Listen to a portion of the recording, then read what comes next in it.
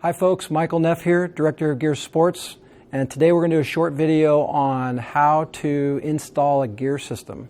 Many of you are wanting to do your own installation, and so we want to make this video to make sure that we did it right, because it's a little tricky. We've got to make sure that we do things right. Optical capture is important. One of the reasons why it's so accurate is because the cameras don't move, and we calibrate this volume to within 0.2 millimeters, like I said. And so if the cameras move, they'll go out of calibration. So we want to make sure that we mount the cameras very well, and that we get, make sure we eliminate that variable of the cameras moving around. So with the installation, my number one thing when I come is I'm thinking, okay, how can I mount these cameras to your room where they're going to be the most stable and where they're aimed properly. So on an 8-camera system, really the ideal shape for optical motion capture is a circle. So ideally in golf, we would actually have cameras that surround the golfer 360 degrees. But because we can't put a camera in front of the player, because the ball would hit the camera, we kind of use more of a, just kind of back and like in front of the golfer and behind the golfer, or sometimes depending on the room, we might do more of a horseshoe shape, where we'd have one camera kind of down the line, and then or two cameras kind of down the line, and then 3 cameras on each side. So ultimately, though, we're in a golf swing, we're not moving around a lot. So cameras in front, 4 cameras in front, 4 cameras behind you works great. Kind of just depends on your room, and we do want you to consult with us when you're getting ready to do this, and we'll help you through that. But let's start off with like the mounting rails, or how you mount the cameras. So this right here is called a Hollander speed rail, and this is one of the ways to mount a camera. Is we would put this in the wall. Most important that we go into a stud. So you'll need a stud finder to make sure that you find a stud. If it's a metal stud, you should use metal screws, metal lags. If it's wood, obviously wood lags. And so you use a stud finder to find the stud, and then you want to make sure it's level. So use a level or a laser to level where these are going to go. So you put these on the wall like this, and then some of you prefer this look here, where you just mount it to the wall and then you clamp the camera to this, and the cable just kind of goes through the wall, or it goes up the ceiling, and you use cable hiders. But some of you have actually the speed rail, which is this 2-inch aluminum powder-coated black. You can have it powder-coated different colors if you want, but and this speed rail basically slides in to that holster there. And so usually what we do is we ship it in 9-foot segments, mostly because UPS, you can't go over 9 feet. So we do these 9 feet segments. The room is, the pipes are basically 18 feet wide. We want the cameras really to be as wide as possible, if possible. We want the cameras to be 16 to 18 feet apart, somewhere in there. It doesn't have to be perfect. And we also want the cameras to be spaced out, possibly, roughly 4 feet, 4.5 feet, somewhere in there each. So 4 cameras on each wall, one every 4 feet, roughly.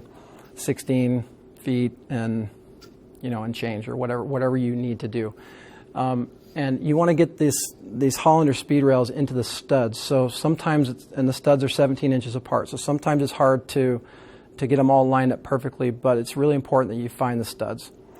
So once you've kind of installed this, then you want to install the 2 speed rails. In the middle of the speed rail, there's a splice unit that basically holds them together and keeps it tight.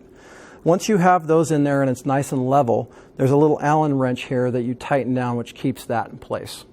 So that's how you secure the pipe.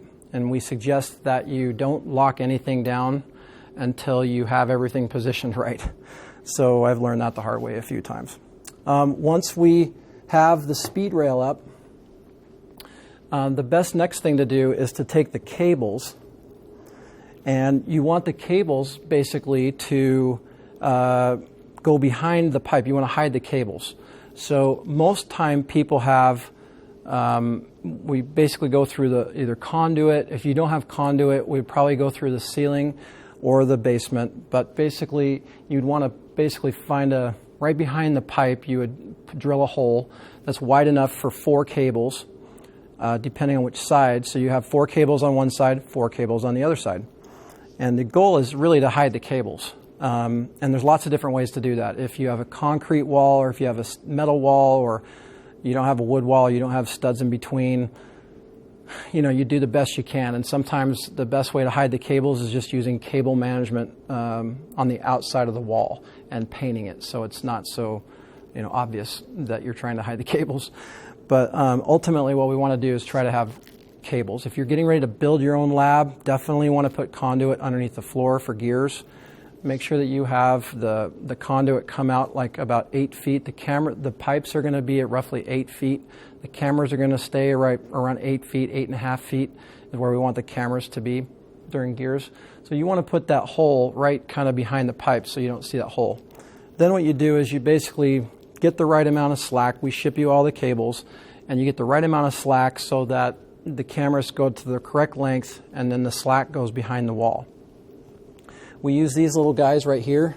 This is this kind of Velcro stuff, and we use this to basically wrap around the pipe and to hold the cables in place so that you can't see them and they don't look all loose and straggly.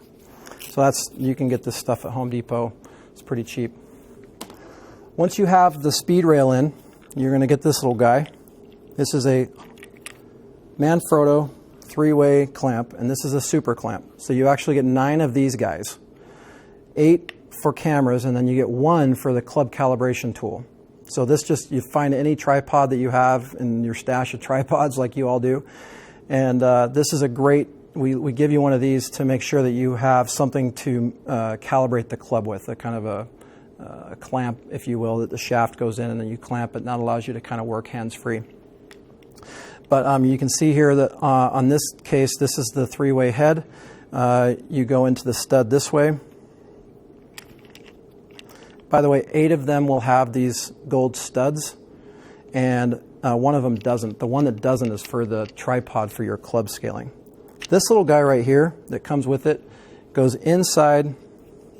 Most of you won't use it if you're using a pipe, but you basically just, if you have a square, that basically allows you to do a square. But most of the time you have a circle, so you'll keep this out. This little knob right here, that wants to be tightened. That keeps this guy from coming out. Okay? So then you basically tighten this down. And one thing people kind of struggle a little bit with this is this little silver guy right here needs to be tightened first. And then this loosens up right here so that this swivels independent of this. If this is really tight and I try to move the camera, it'll actually unscrew this silver part. So what you want to do is get that silver part as tight as you can, and then if you need to twist the head, then you make sure that this is unloose and make sure that that doesn't twist that base there too.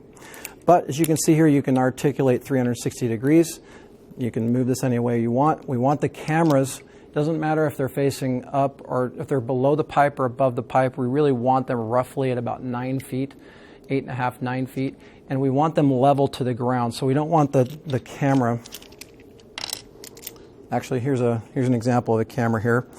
You can see that the OptiTrack logo is below. And we want that to be right reading up when you scale it. There's actually screws or holes on each side of these things. There's holes on each side of the camera, so you can go top or bottom, however you need to do it. And these babies just screw in like this. There's 2 screws, one kind of big one and then a more of a fine-tuned one. And you can see that there's an Ethernet port right there. And on the back there's this little button. And this is when you calibrate, you can press this button to aim the camera. But you can see how this head can move, 360 degrees. So we've designed this, or we've picked this one out because it's super good. And you can really just kind of orient it however you need to orient it. So that's how you do that. And then you plug the camera or the cable into this, making sure that everything's locked down tight. So when you get this on the pipe, you reef on this thing, man. You want this thing to be super tight, not moving around. And if you're into the studs and you clamp everything down, you're not going to have any problems with gears. So really try to find studs. Try to avoid at all costs those mollies that say that they're strong enough to hold up 100 pounds. they're not always the best. So we really would suggest highly that you go into the studs. And but that's how that kind of works. And this clamps onto the pipe, and then you need to just roll this or articulate it however you need to get it aimed at the center of the room. Now, aiming and focusing the cameras. Okay, we want basically each camera to be able to see the entire swing. So when you aim the camera, you want to aim it wherever a right-handed or a left-handed player would be in the middle. So we want the rooms to be roughly 15 to 18 feet apart, the cameras to be apart width-wise. But many of you don't have labs that are that wide. We can capture any volume that there is. If you can swing a golf club without breaking a wall or hitting a wall or a ceiling, we can capture it. And even we can capture if you do hit the ceiling on your follow-through. But ideally, though, that those cameras are a little bit farther apart, maybe 15 to 18 feet. And we want, basically, if possible, the whole view of the swing. We want to see the body and the club. But it's not necessarily, you don't need to have all of it. The 4 corner cameras will see everything for sure. The 4 in the middle will see most of it. And so, but you want to aim the cameras to the middle of the volume. So let's say you have a 10-foot wide mat, and you want to do both right-handed and left-handed. What you would want to do is aim the cameras to where the player is going to stand right in the middle of either a left-handed or a right-handed swing. That way you can see both ways. You get to see both swings left and right from full frame, and get them kind of as aimed as best you can. And make sure that the camera is level to the ground. We don't want it twisted or tilted sideways like that. So what I mean by that is, if you're looking at this, we don't want it tilted this way. We want it as straight, as flush to parallel the ground as we can get it. The Prime 13 camera does not have focus feature or onboard exposure adjustment. The 360 frame rate camera you can adjust the aperture and focus on board. We focus these cameras before they go to you, and they're designed in a way that we're able to get that in this volume up to 25 feet away. So these cameras, the Prime 13s, don't get focused. The Prime 17Ws do get focused. And then once we've mounted all the cameras, we should have 8 cables terminating to wherever your workstation is going to be.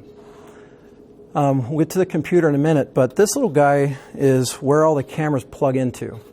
And you're going to get 2 of these things if you have an 8-camera system. And what we want you to do is basically put 4 cameras to one, 4 cameras to another one, and then get a cable that goes between the 2. These come in a box, so you have to take them out of the box.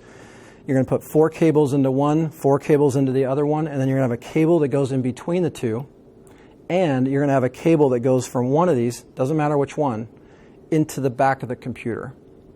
So this is what's called a camera switch. And our cameras are powered on Ethernet, so it has to be a PoE switch. It can't be a 4-port PoE. So however many cables that your cameras that you have has to be the PoE. This particular one has 8. But we can't use all 8 cameras in this one because we need one to go back to the computer. So basically you have use one of them for 3 or 4, the other one for 3 or 4, one in between the 2, and then one goes to the computer. That is the switch. Now, as far as the computer goes, some of you have your own computer. Some of you want to buy a computer from us. We highly recommend pretty much the gaming computers. You know, it's got to be, we want a solid state drive, at least 16 gigs of RAM. We want an iCore 7 Intel processor, and we want at least an NVIDIA 1020. The 1060s are amazing. We highly recommend you spend a little extra money on that or buy ours. And that's a really good, that's the computer that we want you to do. We don't want you to, if you're going to use a laptop, it's really important. We do not want you to use an Ethernet dongle on your laptop. So if you buy a laptop, you need to make sure that the laptop has an Ethernet port. Some of the laptops now have dongles that you have to put in order to get an Ethernet cable into them. That slows down the speed and your processing time will go down. But it's very important that you get a solid state drive or your gears captures are going to take longer than they need to. Solid state drive, iCore 7 processor, 16 gigs of RAM, NVIDIA 10 plus graphics card, and that will last you a long time. You can put a ton of swings on there and it'll process beautifully. The avatar is just awesome on this new NVIDIA graphics card. So once you've got the computer, you've plugged the switch into the computer, you load gears, we send you the software. We do want you to load TeamViewer or some kind of program so that we can log into your computer, and once we do that, once we log in, then we're connected to your computer so that we can configure the computer, we can service the computer, we can do customer service. Allows us to basically jump in and see what's happening in your volume. It allows us to push updates to your machine, and also allows for WebLocker moving the avatars from the computer to the WebLocker, which is a big portion of our business, and it's going to be a big part of your financial success as a golf professional. So having a good internet connection, making sure that we got the computer just right, making sure that the cameras are mounted sturdy, making sure that the cables are hidden. That's more of a just look and feel thing.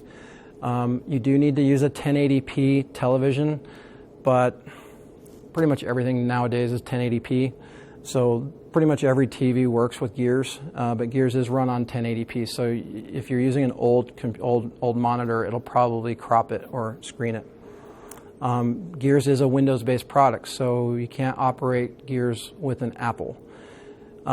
You can operate Gears with an Apple if you have Parallels, but we have not tested that processor very much, so we highly recommend that you stay with Windows to be able to not have any issues and to save us all a lot of time. So anyway, Windows, keep that in mind. That's kind of what we're after. So anyways, that's basically a rough installation guide. You know, you can call us at 1-855-GEARS now with any questions about that. We're more than happy to give you some consulting on what you should do. We do offer installation services, so we can come and do it for you. We mostly do that, but some of you do want to be able to do it yourselves, and that's great. So either way, we just want to make sure that it's done correctly so that you have the best captures possible. And, you know, 'cause that's what this is all about, right? Getting great captures and giving your students and you awesome information. So anyways, until next time, thank you.